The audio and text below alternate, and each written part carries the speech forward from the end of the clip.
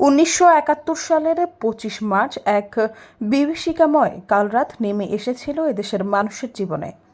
মধ্যরাতে পাকিস্তানি হানাদার বাহিনী তাদের অপারেশন সার্চলাইট বাস্তবায়নে নেমে পড়ে। নিরস্ত্র বাঙালিদের উপর অত্যাধুনিক অস্ত্রে সজ্জিত হয়ে মেতে উঠছে নারকীয় হত্যাযজ্ঞে।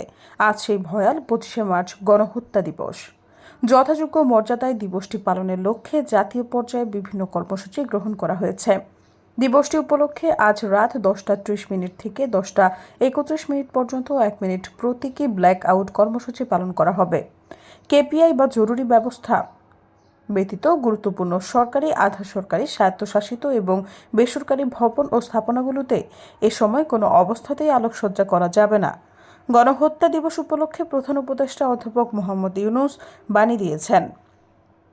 25শে মার্চের কালরাতে শহীদদের আত্মার মাগফিরাত কামনা করে তিনি বলেন, 71-এর মার্চের দিনগুলোতে বাংলাদেশ যখন আন্দোলনে উত্তাল, তখন 25 মার্চ সন্ধ্যায় অসহযোগ আন্দোলনের মধ্যেই স্বৈর শাসক ইয়াহিয়া গোপনে ঢাকা ত্যাগ করেন। সেদিন মধ্যরাতে পাকিস্তানি সৈন্যরা অপারেশন সার্চলাইট পরিচালনা করে ঘুমন্ত নিরস্ত্র মানুষের উপর ইতিহাসের নৃশংসতম হত্যাযজ্ঞ চালায়। ঢাকা বিশ্ববিদ্যালয়, পিলখানা, রাজারবাগ সহ সারা দেশে অত্যাধুনিক অস্ত্রে সজ্জিত হানাদার বাহিনীর অতর্কিত হামলায় শহীদ হন ছাত্র, শিক্ষক, পুলিশ ও সেনা সদস্য সহ হাজারো নিরপরাধ মানুষ।